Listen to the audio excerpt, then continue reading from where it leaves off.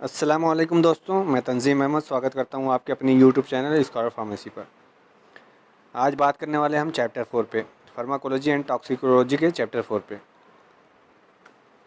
तो दोस्तों चैप्टर 4 में हमें काफ़ी टॉपिक्स पढ़ने हैं, like general anaesthetic, antipyretic, analgesic, non steroidal anti inflammatory drug, narcotic, rheumatoid arthritis, antigout remedies. तो चूँकि वीडियो काफ़ी लंबी हो जा रही थी, इस वजह से हमने इसको डिफरेंट पार्ट में डिवाइड कर दिया है। तो आने वाले वीडियोस में आपको और भी पार्ट मिल जाएंगे। आज फोकस करेंगे हम जनरल एस्थेटिक पे, जिसको पार्ट ए में हमने डिवाइड किया है। तो जनरल एस्थेटिक से जो भी क्वेश्चंस आ रहे हैं, एमसीक्यूज बन रहे हैं, उसको हमने यहाँ पे मेंशन किया है। तो दोस्तों अगर आप चैनल पे नए हैं तो चैनल को सब्सक्राइब कर लीजिए, ताकि आने वाले टाइम टू टाइम वीडियो आपको मिलते रहें एमसीक्यूज़ के। चलिए स्टार्ट करते हैं। Question 1, what mixture of gases are used in anaesthesia. जो एनेस्थेसिया गैस फॉर्म में दी जाती है, उसके साथ और कौन सी गैस मिक्स करके दी जाती है। हमारे पास 4 ऑप्शन है, oxygen and nitrous oxide, carbon dioxide and nitrous oxide, oxygen carbon dioxide, oxygen carbon dioxide and nitrous oxide. तो इसमें से कौन सा करेक्ट होगा।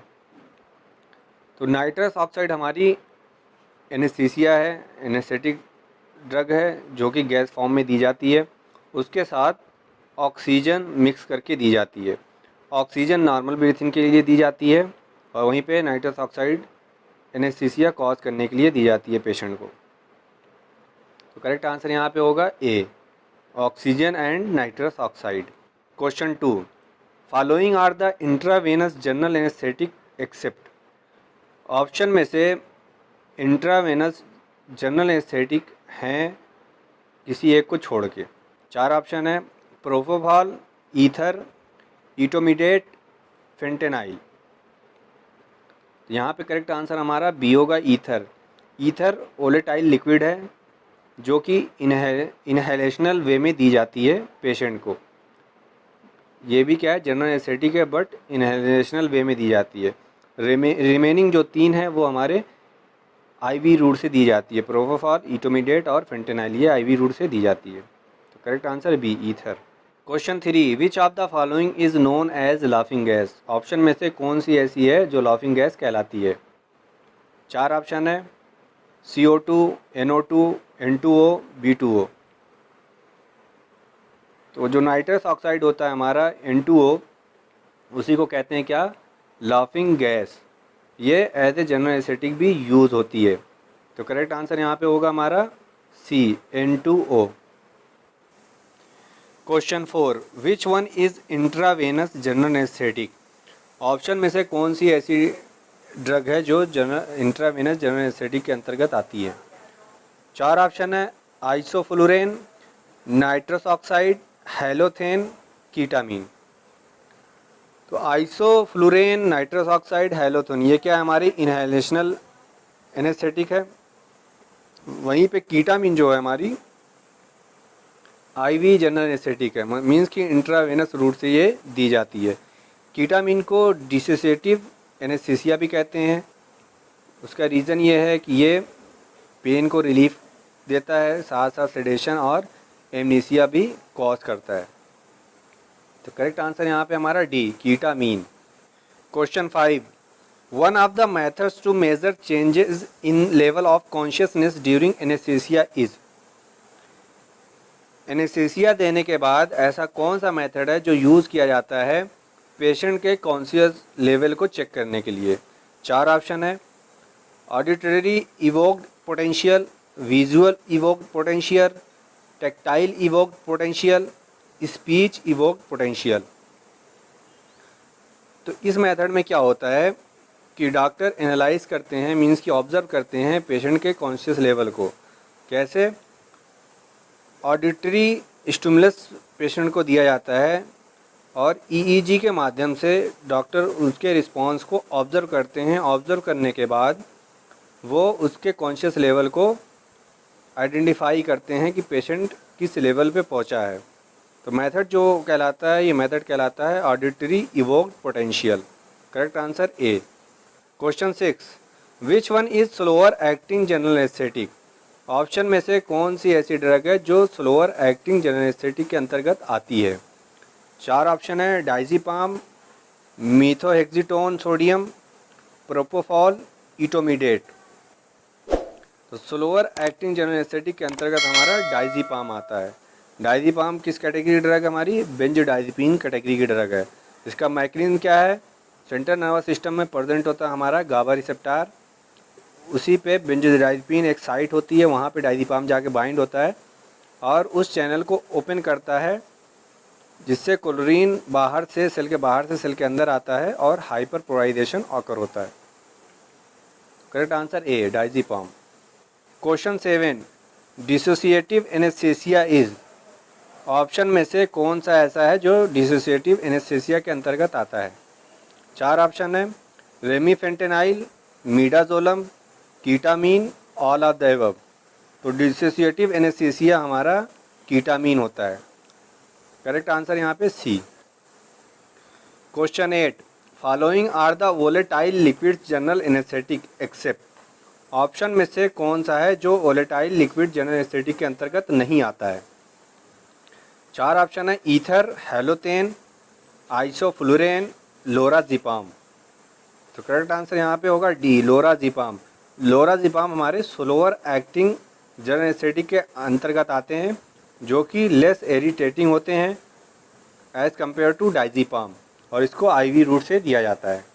Question 9, thiopentone sodium is. Thiopentone sodium कैसा एक्शन प्रोड्यूस करता है? 4 ऑप्शन है volatile liquid, slower acting, fast acting, opioid analgesic. Thiopentone sodium हमारा फास्ट एक्टिंग है, इसको आईवी रूट से दिया जाता है और ये कुछ ही सेकंडों में अपना एक्शन प्रोड्यूस करना शुरू कर देता है। मींस कि पेशेंट अनकॉन्शियस मोड में जाना शुरू हो जाता है कुछ ही सेकंड के अंदर, तो इसीलिए इसको फास्ट एक्टिंग कैटेगरी में रखा गया है। Correct answer c, fast acting.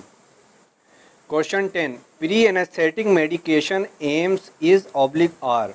जो प्री एनेस्थेटिक मेडिकेशन होती है उसका जो ऑब्जेक्टिव होता है, एम्स होता है, वो ऑप्शन में से कौन कौन सा है? 4 ऑप्शन है decrease secretions and vagal stimulation, antiemetic effect extending into the post operative period, decrease acidity, relief of anxiety, all of the above. तो प्री एनेस्थेटिक जो मेडिकेशन होता है, मींस कि एनेस्थीसिया से पहले जो ड्रग दी जाती है उसको हम कहते हैं प्री एनेस्थेटिक मेडिकेशन। वो बेसिकली दिया जाता है एनेस्थीसिया से काज होने वाले कुछ साइड इफ़ेक्ट को प्रिवेंट करने के लिए। जैसे एनेस्थीसिया देने के बाद कुछ ड्रगें सिक्रीशन को बढ़ा देती हैं, सलाइवरी सिक्रेशन को बढ़ा देती है, वेगल को क्या करती हैं, डिप्रेस कर देती हैं, इमेसिस कॉज करती हैं, नोजिया वोमिटिंग के चांसेस बढ़ जाते हैं, एसिडिटी कॉज हो जाती है। तो इन सब को प्रिवेंट करने के लिए प्री एनेस्थेटिक ड्रग दी जाती है, ताकि वो एनेस्थीसिया देने के बाद ये सारी चीज़ें ऑकर ना हो। तो यहाँ पे करेक्ट आंसर हमारा होगा D, all of the above. Question 11, diazepam belongs to. Option में से डाइज़ीपाम किस कैटेगरी से बिलोंग करता है? 4 ऑप्शन है barbiturate, benzodiazepine, both A and B, none. तो डाइज़ीपाम हमारा बेंजोडाइज़ेपिन कैटेगरी की ड्रग है। करेक्ट आंसर यहाँ पे B, benzodiazepine. Question 12, a drug that is not a true anaesthetic but that is used during anaesthesia to produce other desired effect such as sedation, muscle relaxation, analgesia, reversal, neuromuscular blocked और parasympathetic blocked, known as. ऐसी drug जो true anaesthetic नहीं कहलाती है but वो anaesthesia के दौरान दी जाती है और वो डिफरेंट अपना एक्शन प्रोड्यूस करती है, जैसे सेडेशन कॉज करना, मसल को रिलैक्स करना, पेन को रिलीफ देना, न्यूरोमस्कुलर ब्लॉक करता है, मतलब न्यूरॉन और मस्कुलर में जो रिसेप्टर प्रेजेंट होते हैं उसको क्या करता है, ब्लॉक करता है न्यूरोमस्कुलर जंक्शन पे, और पैरासिम्पैथेटिक ब्लॉक करता है। तो ऐसी ऑप्शन में से कौन सी ड्रग है जो इसके अंतर्गत आती है? 4 ऑप्शन हमारे adjunction anaesthesia, general anaesthesia, local anaesthesia, all of the above. तो ये सारे जो फंक्शंस वो करती है, एनेस्थीसिया देने से पहले ये ड्रग दी जाती है ताकि ये सारे वो फंक्शन शो कर सके, तो उसको कहते हैं हम क्या, adjunction anaesthesia. Correct answer A, adjunction anaesthesia. Question 13, complications of anaesthesia is oblique are. Anaesthesia देने के बाद पेशेंट में क्या क्या कॉम्प्लिकेशंस आती हैं? 4 ऑप्शन है, nausea, organ toxicities, vomiting, all of the above. तो डिफरेंट टाइप की कॉम्प्लिकेशंस आती हैं जिसमें से हमारा नौजिया भी आता है, वोमिटिंग भी आता है, और कुछ वो ऑर्गन को की टॉक्सिसिटी भी कार करती हैं, जैसे लीवर को डैमेज करना या किडनी को फेल करना, ये सारे उसके अंतर्गत आते हैं। तो एनेस्थीसिया का ये साइड इफ़ेक्ट है। तो यहाँ पे करेक्ट आंसर होगा D, all of the above. Question 14, the drug reduces salivary and bronchial secretion is oblique are. ऐसी ड्रग जो सलाइवेशन के सिक्रीशन को रोकती हो और ब्रोंकियल सिक्रीशन को रोकती हो, वो ड्रग कौन सी है? 4 ऑप्शन है, atropine, metoclopramide, diazepam, all of the above. तो एनेस्थीसिया देने से पहले ये ड्रग दी जाती है, हमारी प्री एनेस्थेटिक के अंतर्गत ये आती है। ये क्या करते हैं, सलाइवरी सिक्रीशन को रिड्यूस करते हैं, साथ साथ ब्रोंकियल सिक्रीशन को भी इनिबिट करते हैं। तो ये ड्रग हमारी एट्रोपिन होती है। ये एंटी कोलिनर्जिक ड्रग होती है जो कि सलाइवेशन को और ब्रोंकियल सिक्रीशन को रिड्यूस करती हैं। करेक्ट आंसर यहाँ पे A, atropine. Question 15, which one is a pre anaesthetic drug. Option में से कौन सी ऐसी है जो प्री एनेस्थेटिक ड्रग है? 4 ऑप्शन है, atropine, lorazepam, halothane, all of the above. तो इसका आंसर आप लोग हमें कमेंट बॉक्स में दीजिएगा। Question 16, a drug which produces reversible loss of all sensation and consciousness is called. ऐसी ड्रग जो सेंसेशन को लॉस करती हो, कॉन्शियसनेस को लॉस करती हो, बट वो रिवर्सिबल हो, मींस कि कुछ टाइम पीरियड के लिए ये सेंसेशन और पेशेंट को अनकॉन्शियस मोड में भेजती है, बाद में पेशेंट प्रॉपर सेंसेशन ऑब्टेन कर लेता है, साथ साथ कॉन्शियस मोड में भी आ जाता है। तो ये ड्रग कौन सी कैटेगरी की होती है, क्या कहलाती है? ऐसी ड्रग को हम किस कैटेगरी में रखते हैं? 4 ऑप्शन है, local anaesthetic, general anaesthetic, both A and c, none. तो इसका भी आंसर आप लोग हमें कमेंट बॉक्स में दीजिएगा।